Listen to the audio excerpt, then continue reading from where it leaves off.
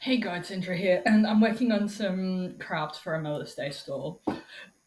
So guys, just saw a TikToker complaining that someone has complained to his organization that he's doing TikToks and their state. And guys, so I know there's other YouTube creator channels and I'm more a disability education channel, but given that this person's a C so an CIAN, so he works at a long term care facility.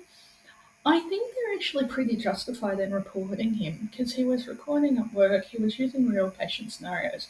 So that's the first thing, and I bang about this over on TikTok because TikTok seems to be wild and woolly, land of the free, reposting, basically internet video Tumblr. I can't say Vine because Vine had its own rules and etiquette. Um, Guys, if Elon Musk brings back Vine, I'm gonna be happy. As long as he brings back the old school Tumblr style Vine. But I digress. So these are some home truths that every content creator needs to hear. Is that some people are not going to like you. If you're talking about real people, places, or events, journalistic rules apply to you. So that means, especially talking about disabled adults, people in long term care facilities, people in hospitals, ambulances. Yeah, you can fictionalise it like the sleeping paramedic does and Huff and Pepper. Their stories are bloody hilarious and they fictionalise it, but get consent. And consent is a huge thing in disability. That's the first one. Keep your facts straight, so don't sensationalise it for the views. That can get you in a hell of a lot of trouble. Then the next one is that realise that you're human, you're not God, and the people that you were talking about, especially in long term care facilities, disability accommodation, SIL homes, are still out there. They still have a voice, and you should be their voice. If you're mocking them, if you're mocking the shift, if you're mocking the system, you're not actually very good at your job. If you're doing TikToks on a shift and you're complaining that you're not getting everything done, maybe you're the problem. And the other thing is that, guys, I've got to be sensitive about this one given Bondi, the Bishop, um, some things that are emerging. But the other thing is, if you have a disability, mental health condition, chronic illness, people will walk away. You can get frustrated, you can get tired, but particularly mental illness and psychosocial disabilities, people are going to get sick of your shit. So this is where positive behaviour support practitioners, life coaches, um, psychologists, counsellors, even pastoral care can help. I just finished watching up Jordan Shanks, his self-help channel, where they actually went and did an experiment and hired 5 life coaches for one of his people who's on the podcast that they've strongly suggested for a long time has ADHD. Turns out he's just chronically lazy, needed someone to motivate him. Jordan Shanks isn't just political. He does, on his second channel, he does a lot of self-help stuff as well, and there's a lot more vulnerable about his journeys. This is the thing that you've got to take responsibility for your life. If you are a high functioning person with disabilities, with low support needs, you have been put in the driver's seat through NDIS. So, guys, I just thought I would pop in and say that one as well. I've got a lot of content queued up. Apologies, Deb and I have had to reschedule. She's got some emerging situations in her personal life as well. And guys, this is something that, before we finish up, I wanted to talk about. Got my chronic healthcare plan, and we looked at the health professionals on it.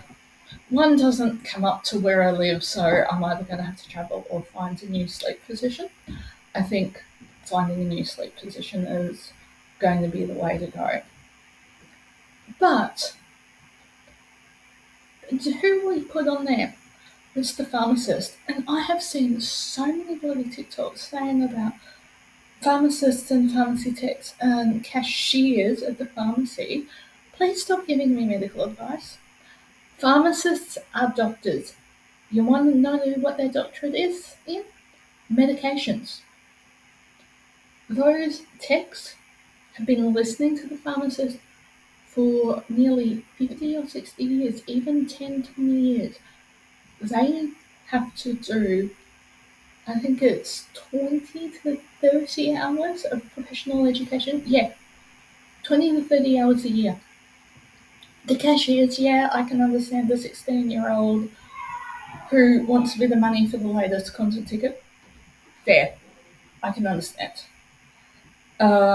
Guys, everyone's just come home from the day centre, so I'll have to finish recording soon. But that's the thing.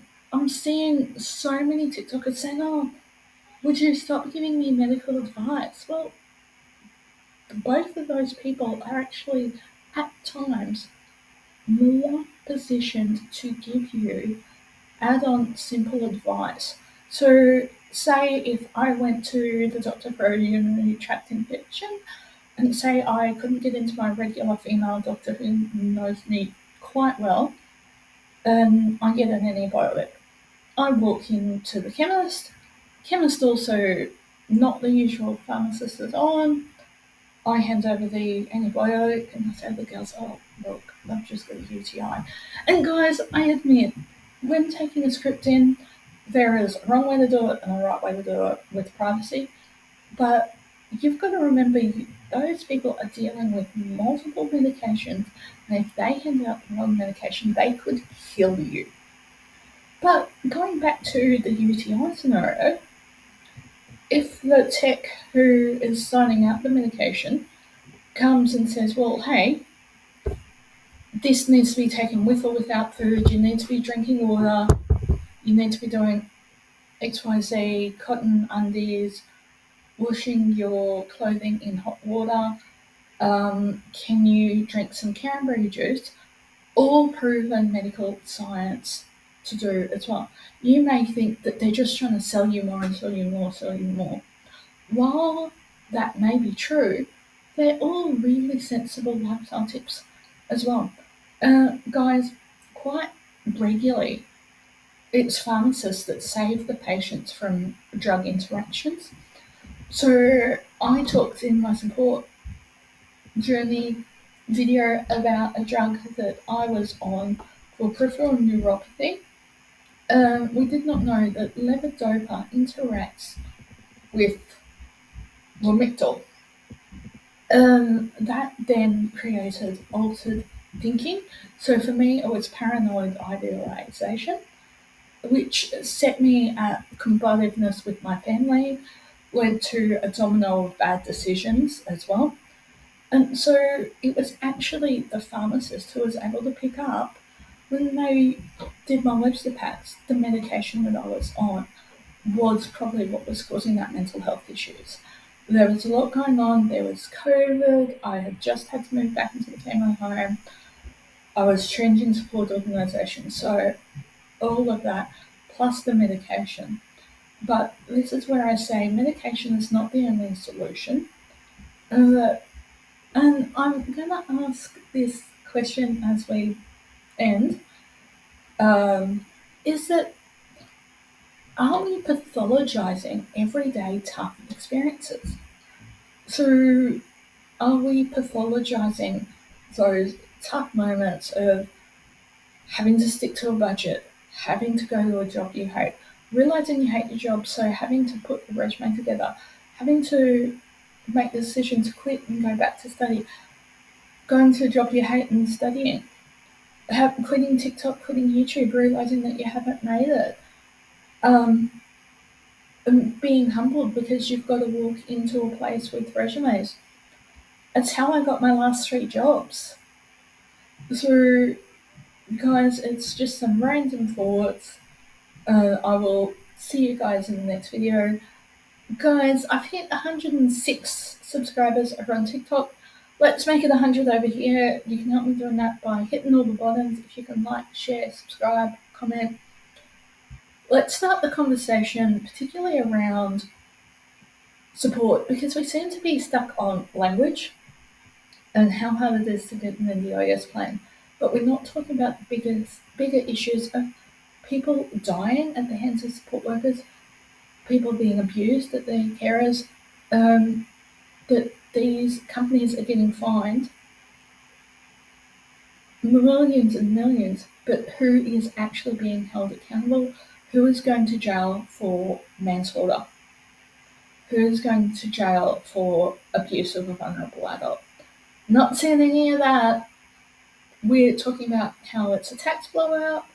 We're talking about the cost, but we're not talking about the jobs that are created, the good support workers, the day services, and also the jobs that are created by supporting people like myself who, once the basics are done, have the energy instead of just surviving, I'm now thriving.